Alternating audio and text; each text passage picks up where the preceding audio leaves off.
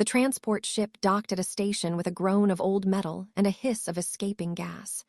The vessel had seen better days, and so had its cargo. Inside the hold, dozens of cages lined the walls, each one holding a creature taken from some distant world. Some of them cried. Some of them screamed. Some had given up making any sound at all. Commander stood on the receiving platform with his in hand, checking the manifest against the bodies being unloaded. He was tall and covered in blue-gray scales, with 4 arms and eyes that sat on either side of his narrow head. He had worked the slave trade for 30 cycles, and nothing surprised him anymore. Every species in the galaxy had been through these docks at one point or another. The strong ones went to the mines. The pretty ones went to the pleasure houses. The useless ones went to the arena, where they could at least provide some entertainment before they died.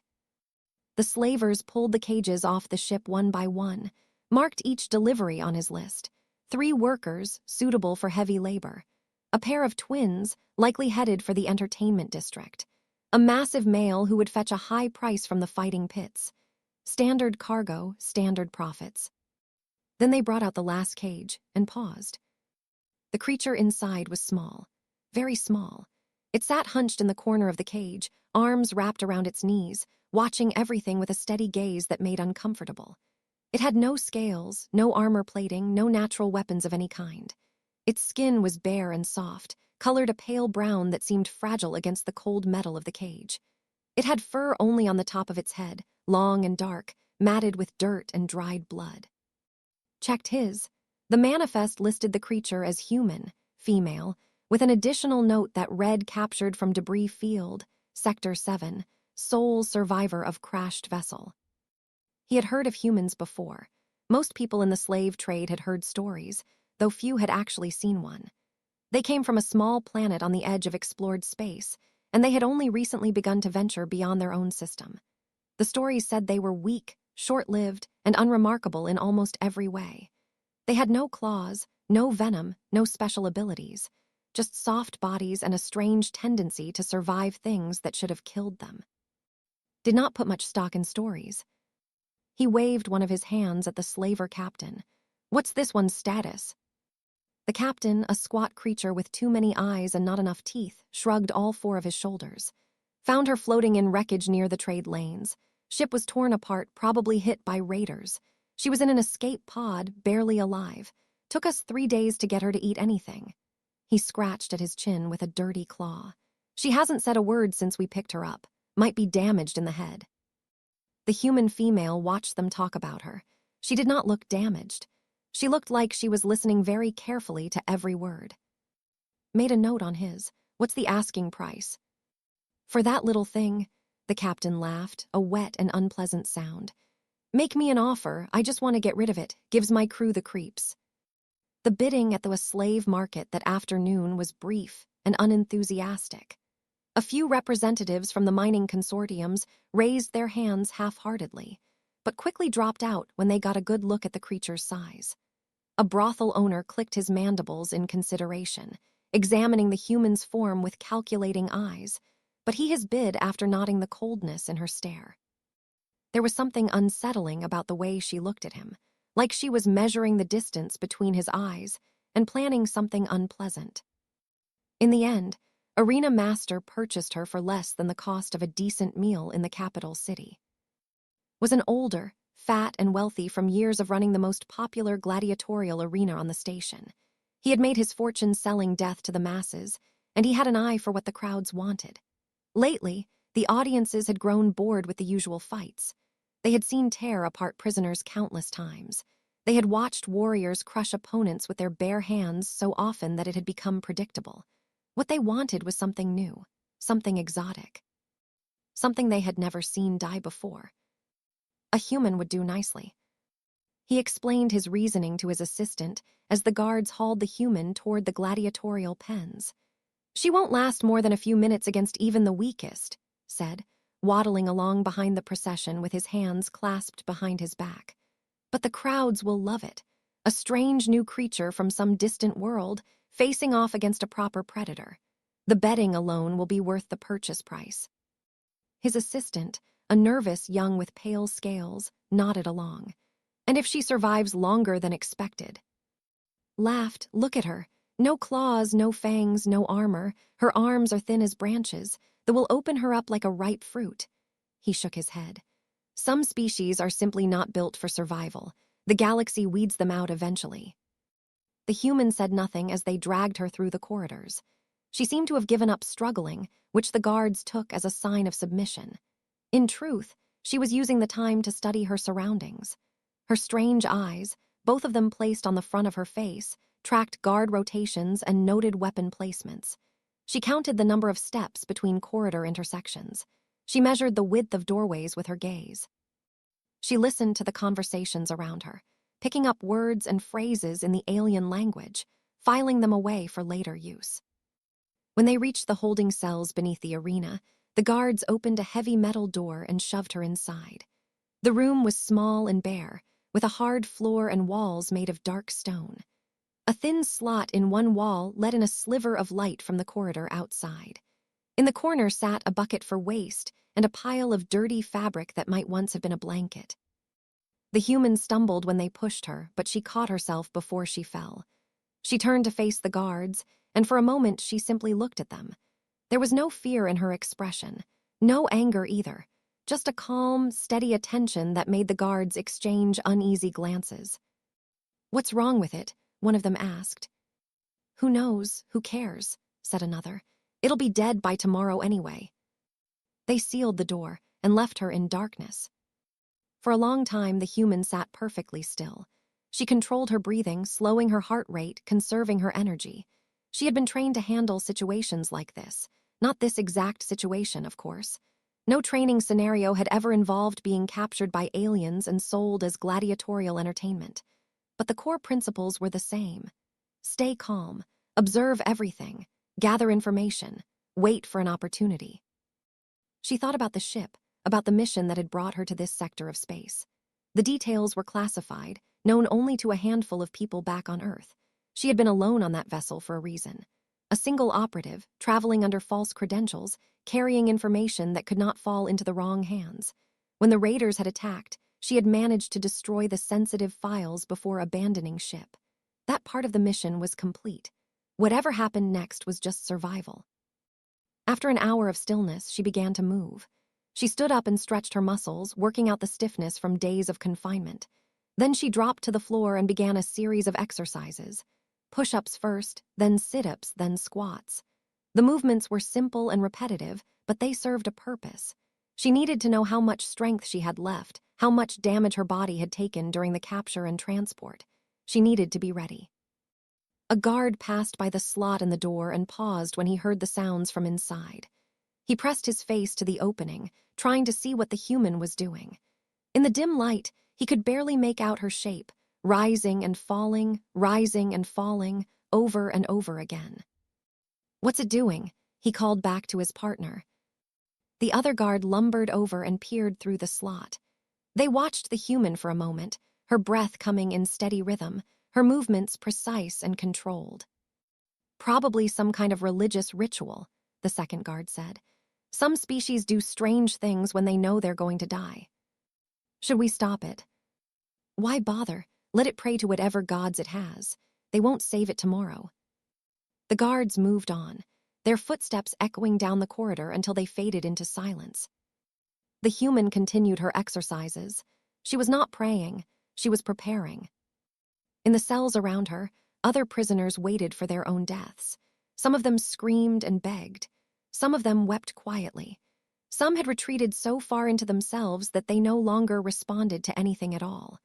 The human listened to all of it, cataloging the sounds, building a mental map of the facility based on what she could hear. There were at least 20 other prisoners nearby.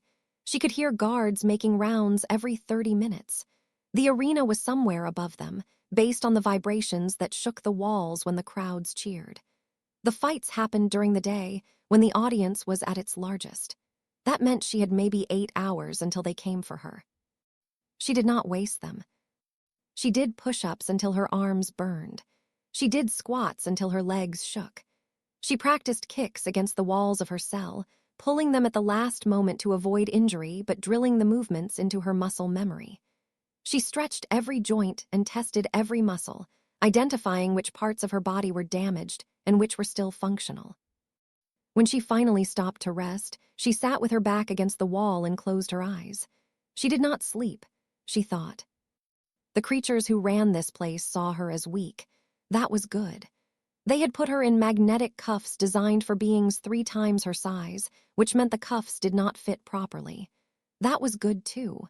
They expected her to die quickly and easily, which meant they would not prepare for anything else. Humans had been underestimated before. It was practically a tradition. She thought about Earth, about the forests and oceans and mountains she had left behind. She thought about the billions of years of evolution that had shaped her species, about the countless ancestors who had survived predators and ice ages and wars and plagues. Every cell in her body was the product of an unbroken chain of survivors stretching back to the first spark of life in some ancient sea. She was not designed to give up. She was not built to surrender. Her species had clawed its way to the top of its food chain without claws, had conquered a planet without natural weapons, had reached for the stars with nothing but determination and the refusal to accept impossible odds. The aliens thought she was weak because she was small and soft and alone. They were about to learn otherwise. The morning came with the sound of heavy footsteps and the scrape of the cell door opening. 2 guards stood in the entrance, their weapons drawn, their postures tense despite their earlier confidence. Behind them, a 3rd guard carried a set of thin clothes and a pair of worn sandals. "Get up," the 1st guard said. "It's time." The human rose slowly, keeping her movements calm and unthreatening. She allowed them to strip away her old rags and dress her in the new clothes, a simple shift that left her arms and legs bare. The sandals did not fit properly, too large for her feet, so she kicked them off. The guards did not bother to argue. What difference did footwear make when she was about to die? They led her through a series of corridors, each one wider and more crowded than the last. Other prisoners were being moved as well, some of them sobbing, some of them too exhausted to react. Arena workers rushed past carrying equipment and supplies. Vendors set up stalls selling food and drink to the spectators who would soon fill the stands above. The human noted everything: the number of guards, the placement of doors, the direction of the exits, the weight and balance of the weapons the guards carried. Finally, they reached a large gate made of heavy metal bars.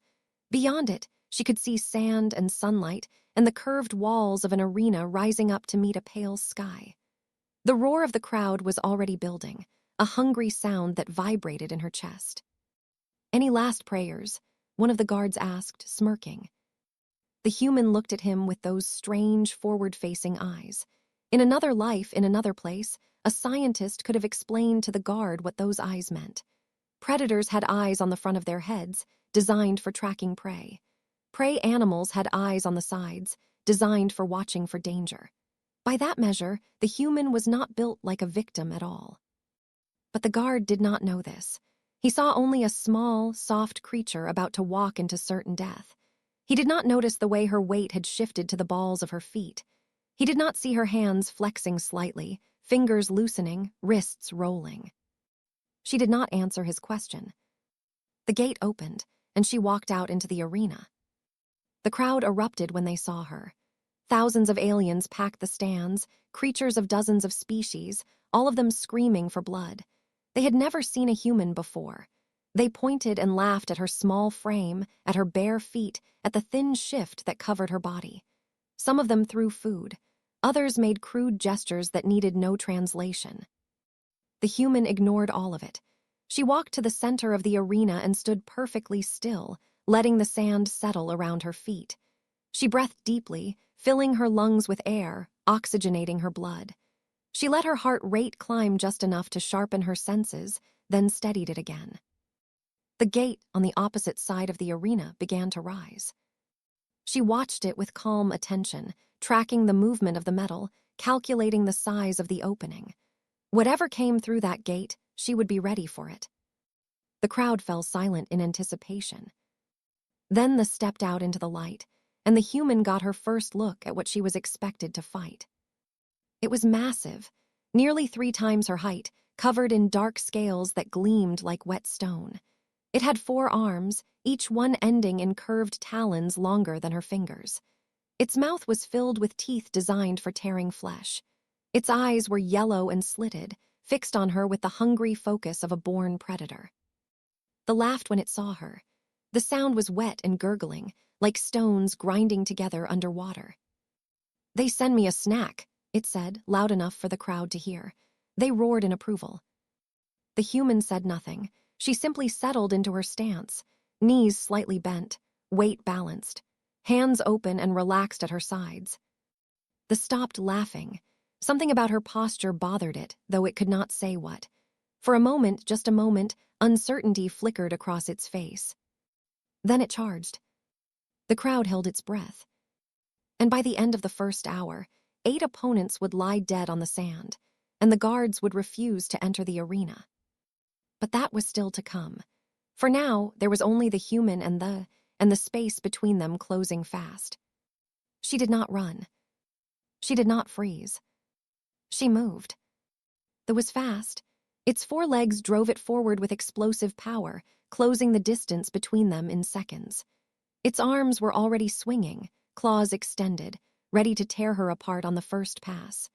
It had killed hundreds of opponents in this arena. It knew exactly how long it took for fear to paralyze prey, exactly how far they could run before its claws caught them. But the human did not run. She did not freeze. At the last possible moment, she moved. Not backward, away from danger, the way prey was supposed to move. Instead, she stepped forward and to the side, slipping past this claws by what seemed like the width of a hair. Her body twisted, her shoulder dropped, and her elbow came up in a sharp arc that struck the creature's throat with perfect precision. This charge carried it past her. It stumbled, confused, its claws closing on empty air. Then it tried to breathe and found that it could not. Its windpipe had collapsed. It clutched at its throat with all 4 hands, making wet choking sounds as it fell to its knees. The human watched it die. It took about 30 seconds. The arena fell completely silent. Thousands of spectators sat frozen in their seats, unable to process what they had just witnessed. The massive warrior, the crowd favorite, the killer of hundreds, lay twitching on the sand. And the tiny soft creature from some unknown world stood over it, not even breathing hard. In the arena master's private box, dropped his drink. The cup shattered on the floor, spilling expensive liquor across his feet, but he did not notice. He was staring at the list of gladiators he had assembled for today's entertainment. "Send another one," he said, his voice tight. His assistant looked at him with wide eyes. "Another one? But sir, the human survived. Perhaps we should end the match and study." "Send another one." The second gate opened, and a fresh warrior emerged. This one was even larger than the first, its scales from years of combat, its eyes burning with intelligence and rage. It took one look at its fallen companion, then fixed its gaze on the human with murderous intent. It did not charge immediately. It was smarter than its predecessor. It circled the human slowly, studying her movements, looking for weaknesses. The crowd began to murmur, then to chant, urging the warrior forward. The human turned with it, keeping her body angled toward the threat, never presenting her back or her vulnerable sides. She showed no fear. She showed no aggression either. She simply waited, patient and still, like a coiled spring. The feinted left, then struck from the right. It was a clever move, the kind that had caught hundreds of opponents off guard. The human was not there to be caught. She ducked under the swinging claws and came up inside the creature's guard, too close for its arms to reach her effectively. Before it could react, her hands moved in a blur. She grabbed one of the talons from the first fallen warrior, the claw she had broken off when it died, and drove it upward through the soft tissue beneath this jaw. The blade of bone punched through the roof of its mouth and into its brain. The creature dropped like a puppet with cut strings. 2 down. The whole thing had taken less than 4 minutes. Now the crowd was beginning to understand that something impossible was happening. The cheers turned uncertain, the betting terminals went wild as odds shifted and recalculated, and in his private box felt the first cold touch of fear. He sent in a third opponent. This one the human killed with the chain from her own shackles, the magnetic cuffs they had put on her when she first arrived. They had been designed for larger creatures, which meant they did not fit tightly around her small wrists. During her long night in the cell, while the guards thought she was praying, she had worked them loose. Now she swung the chain like a whip, wrapping it around the third warrior's throat and pulling until its neck snapped. The fourth she killed by driving her fingers into its eyes, and then using its moment of blindness to crush its windpipe. The fifth she broke with joint locks and pressure holds, techniques designed by human martial artists over centuries of study. She found the points where tendons attached to bone and used leverage to tear them loose. The creature was still alive when it collapsed, but it would never walk or fight again. The sixth was larger than the others, a massive brute covered in natural armor. She spent 3 minutes circling it, dodging its attacks, testing its defenses. The crowd thought she was tiring, that she was finally outmatched. Then she found the gap in its armor at the base of the skull and drove her thumb through the weak point. The creature was dead before it hit the ground. The seventh was smart enough to be afraid. It tried to run, to get back through the gate and escape. The human caught it before it reached the wall. The eighth was the strongest yet, a champion warrior covered in medals and honors. It lasted almost 5 minutes. In the end, she killed it with a piece of its own broken horn, punching the sharp end through its ear canal and into its brain. When the eighth body hit the sand, exactly 1 hour had passed since the first gate opened. The human stood in the center of the arena, surrounded by corpses. Blood stained her clothes and her skin. Her breathing was slightly elevated but still controlled. Her hands were steady. She looked up at the crowd, at the thousands of spectators who had come expecting to watch her die for their entertainment. They stared back at her in shocked silence. A few were crying. Some were trying to leave. Others sat frozen, unable to move, unable to look away from the small, soft creature who had just killed 8 deadly warriors without mercy or hesitation. In his private box, Arena Master had stopped sending individual warriors. He turned to his captain of the guard, a grizzled veteran with decades of experience. "Send in the arena security," ordered, his voice cracked slightly. "All 12 of them, kill that thing." The captain did not move. "Did you hear me?" snarled. "Send in the guards." "They refuse, sir." Turned to stare at his captain. "What did you say?" The captain's scales had gone pale. "They watched the feed, sir. They've been watching since the second fight. They say they won't go in there." "I'll have them executed for cowardice." "They say they'd rather be executed." The captain swallowed hard. "One of them said something I didn't understand, something about not being trapped."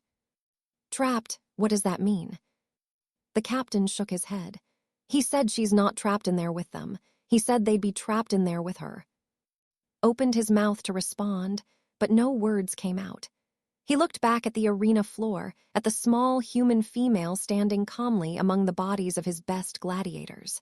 She was looking directly at his private box now, as if she knew exactly where he was sitting. Their eyes met across the distance. And for the first time in his long career as a dealer in death, Arena Master understood what it felt like to be prey. The second hour had begun, and the guards refused to enter the arena. The second hour stretched on, and nothing happened. The human remained in the center of the arena, motionless, conserving her energy. She did not try to escape. She did not try to climb the walls or rush the gates. She simply stood there, waiting, surrounded by the bodies of the creatures that had tried to kill her. The crowd did not know what to do. This was not how gladiatorial entertainment was supposed to work.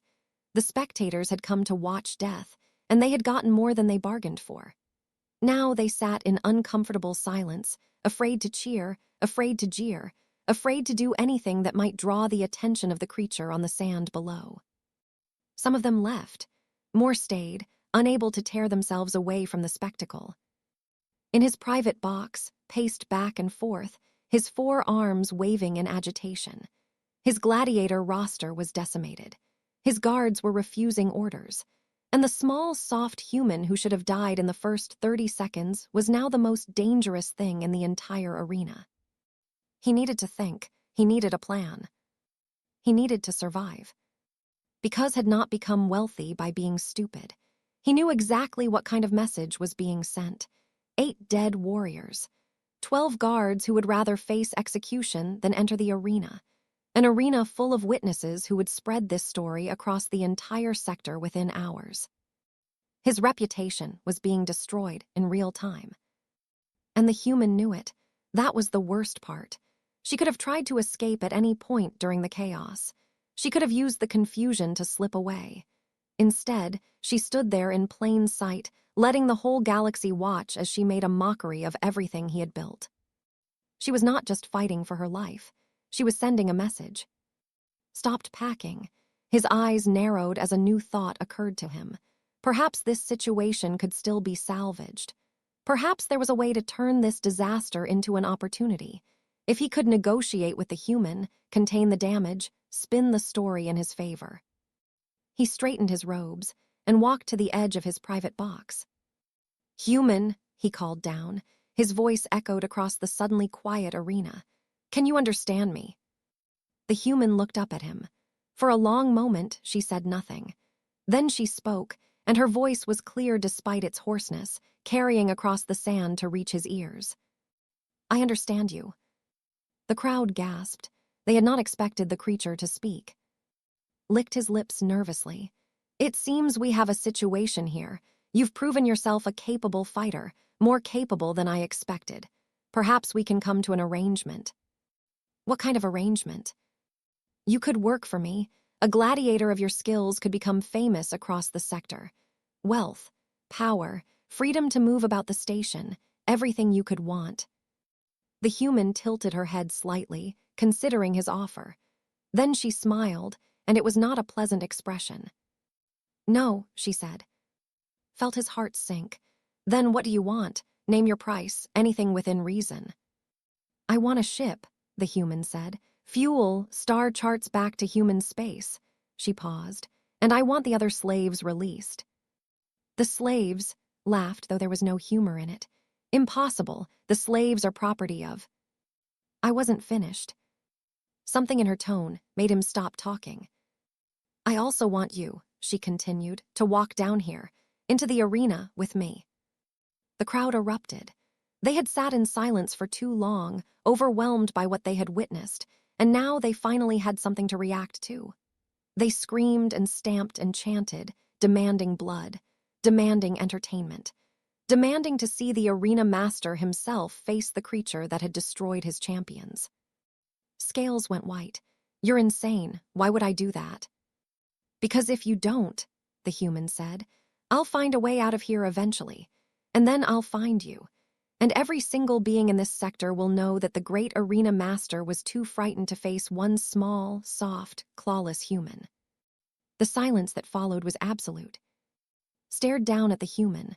She stared back at him. The crowd held its collective breath, waiting to see what would happen next. He thought about running. He thought about hiding. He thought about sending more guards, more warriors, more anything to kill the creature and end this nightmare. But he knew that none of those options would work. Word had already spread too far. The story was already being told. If he backed down now, if he showed fear in front of the entire sector, his empire would collapse. His rivals would smell weakness and move against him. His own people would lose faith in him. And the human would still be out there, waiting, hunting. There was only one way forward. "Very well," said, and his voice barely shook at all. "I will come down, we will talk, like civilized beings." The crowd roared its approval. Turned to his captain, who was staring at him with something like awe. "Open the gates," the arena master said. "All of them, every cage, every cell, every holding pen. Release the slaves." "Sir." "Do it." His voice was hard. "If I don't survive the next few minutes, I won't need them anyway. And if I do survive, having them free might be the only thing that keeps that creature from hunting me to the ends of the galaxy." The captain hesitated, then nodded and hurried away to carry out the orders. Took a deep breath and began the long walk down to the arena floor. The gate opened, and Arena Master stepped out onto the sand. He had never been on this side of the arena before. He had spent his whole career watching from above, comfortable and safe, while others did the dying. Now the sand crunched under his feet, and the walls rose up around him, and the sky seemed very far away. The human watched him approach. She had not moved from her spot in the center of the arena. The bodies of her victims still lay around her, their blood soaking into the sand. Stopped about 10 paces away from her, close enough to talk, far enough to run if he needed to. Not that running would help, he suspected. "You have your ship," he said. "My people are preparing it now. Charts, fuel, supplies, everything you asked for. And the slaves. Being released as we speak." He gestured toward the gates, where confused prisoners were beginning to emerge, blinking in the harsh light. "Over 800 of them. They'll need transportation, of course. That will take time to arrange." "I have time." Nodded slowly. "And now, what happens now? Do you kill me and take everything anyway?" The human looked at him for a long moment. He could not read her expression. Her face was strange, her emotions hidden behind features he did not know how to interpret. "That depends," she said finally, "on what kind of being you choose to be." "I don't understand." "In my language, we have a saying. The measure of a person is not how they treat their equals. It's how they treat those who have no power over them." She gestured at the slaves stumbling out of the gates, at the bodies on the sand, at the silent crowd in the stands above. "You built an empire on suffering, on treating people as things to be used and discarded. Is that who you want to be for the rest of your life?" Felt something shift in his chest. He had expected threats. He had expected demands for vengeance. He had not expected a question about who he wanted to be. "I am what the galaxy made me," he said. "A survivor, a businessman. You cannot change a lifetime of choices with one conversation." "No," the human agreed, "but you can change the choices you make from this moment forward." She stepped closer and had to fight the urge to flinch. "I'm going to walk out of here. I'm going to take the slaves you released and find them passage to wherever they want to go. And then I'm going to disappear into human space, and you'll never see me again." Just like that. Just like that, she tilted her head. "Unless you give me a reason to come back." Understood the warning. It was not a threat exactly, just a statement of fact. She would leave him alive, leave his empire intact, leave everything as it was. But if he went back to his old ways, if he continued to deal in slavery and suffering, she would return. And next time, she would not be so generous. "The slave trade on this station ends today," heard himself say. "The arena will close. I'll find other ways to make my fortune." The human nodded, as if this was exactly what she had expected to hear. "Good." She turned and began walking toward the gate, stepping over the bodies of the creatures she had killed. The crowd watched in stunned silence. The freed slaves parted to let her through, staring at her with expressions that ranged from fear to wonder to something that might have been hope. Stood alone in the center of the arena, surrounded by death, watching the small, soft creature disappear into the corridor beyond the gate. He did not know if he would keep his promise. He did not know if he was capable of changing, but he knew one thing for certain. He never wanted to see that human again. 3 days later, a battered human vessel limped into the outer edge of Terran-controlled space.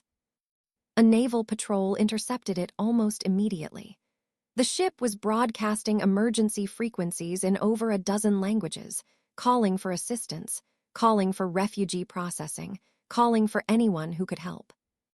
When the patrol officers boarded the vessel, they found 847 freed slaves packed into every available space.